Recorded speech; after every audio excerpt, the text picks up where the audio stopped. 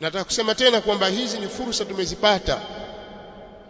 Tuache kuishi kwenye Ramadhani kwa mazoea, kwamba mwezi wa Ramadhani ni mwezi wa kunywa uji wa baada na tambi na vibibi.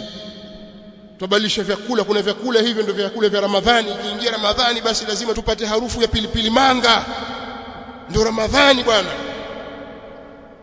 Yani tuna sura fulani juu ya Ramadhani ya kijinga kabisa ambayo haina mantiki yoyote.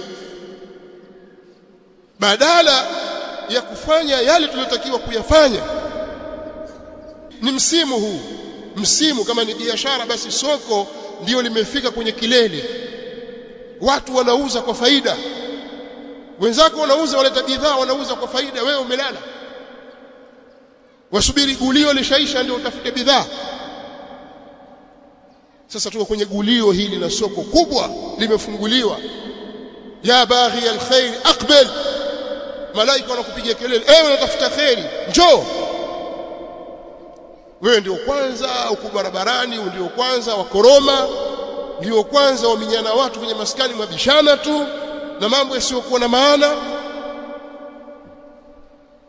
Sasa kama yalikupitikia hayo na mambo mazuri mazuri yakakukosa, ukawa wewe ibada yako ndio ile ile ya siku zote, wala hakuna mabadiliko yoyote katika mwezi wa Ramadhani, haya kumi la mwisho limekuja, jaa al-ashr al-akhir,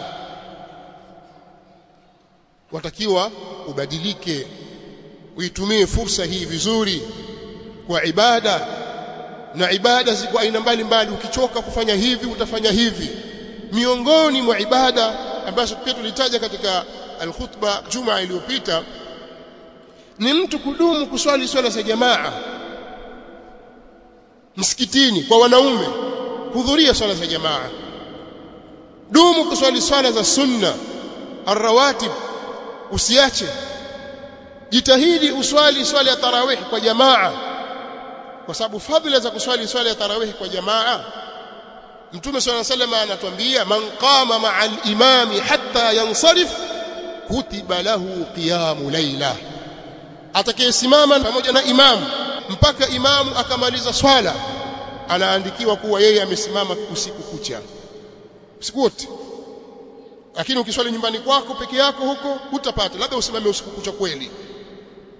Lakini umesimama na imamu pengine katika mwanzo wa usiku au katikati ya usiku, basi unaandikiwa kwamba wewe umeswali usiku wote.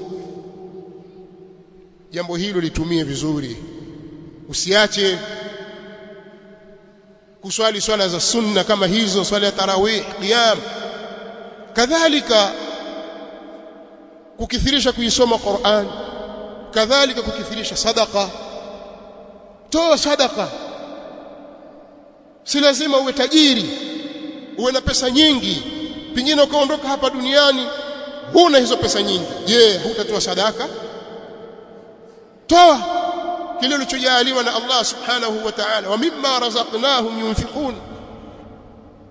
Kwa hiyo toa, na bora ya sadaka ilikuwa bora na khairi ni ile inatokana na ufakiri na uchache.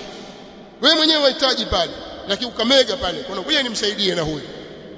Sasa ndio wakati wake huu wa kutoa na kujitolea katika mambo ya khairat.